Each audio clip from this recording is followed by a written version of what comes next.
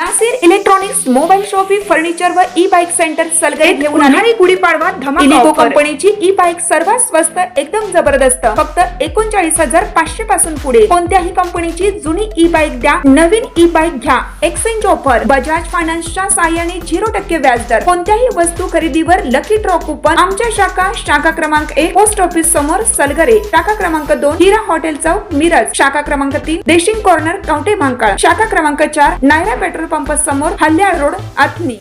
प्रत्येक बातमीतील घटनेच्या वास्तविकतेची तुलना थेट पाहत रहा चांगली अपडेट। जिल्हा परिषदेत स्वीकृत सदस्य नियुक्त करण्यास राज्यपालांनी मंजुरी दिल्याने अनेक महिन्यांपासून प्रतीक्षित असलेल्या इच्छुकांना मोठा दिलासा मिळाला आहे। या निर्णयामुळे जिल्हा परिषदेच्या राजकारणात सदस्य म्हणून प्रवेश करता येणार असल्यामुळे कार्यकर्त्यांमध्ये उत्साह निर्माण झाला असून विविध पक्षातील कार्यकर्त्यांनी पद मिळवण्यासाठी जोरदार हालचाली सुरू केल्या आहेत। कोल्हापूर जिल्हा परिषदेत एकूण 68 सदस्य संख्या असून त्याच्या 10% नियमानुसार किमान 7 स्वीकृत सदस्यांची नियुक्ती करता येणार आहे। स्वीकृत सदस्यपद हे केवळ राजकीय समतोल राखण्यासाठीच नव्हे तर सामाजिक, शैक्षणिक, सहकार, महिला आणि विविध क्षेत्रातील प्रतिनिधींना संधी देण्यासाठी महत्त्वाचे मानले जाते। त्यामुळेच या नियुक्त्यांकडे सर्वच पक्षांचे विशेष लक्ष लागले आहे। मंजुरी मिळता सत्ताधारी आणि विरोधी पक्षातील इच्छुकांनी आपापल्या गोटात सक्रियता वाढवली आहे।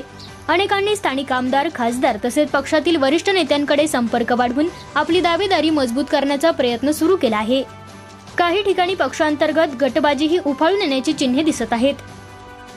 दीर्घकाळ पक्षनिष्ठ जपणारे कार्यकर्ते, निवडणुकीत सक्रिय भूमिका बजावणारे पदाधिकारी तसेच विविध क्षेत्रात काम केलेल्या व्यक्तींनी या पदासाठी जोरदार प्रयत्न सुरू केले आहेत। राजकीय वर्तुळात या नियुक्त्यांना आगामी स्थानिक स्वराज्य संस्थांच्या निवडणुकींच्या पार्श्वभूमीवर विशेष महत्त्व प्राप्त झाले आहे। स्वीकृत सदस्यांच्या माध्यमातून पक्ष संघटनात्मक बळकटी वाढवण्याचा प्रयत्न करत असल्याचे चित्र आहे। त्यामुळे या निवडींमध्ये राजकीय समीकरणे, जातीय सामाजिक संतुलन आणि प्रादेशिक प्रतिनिधित्व यांचा बारकाईने विचार केला जाणार असल्याची चर्चा आहे।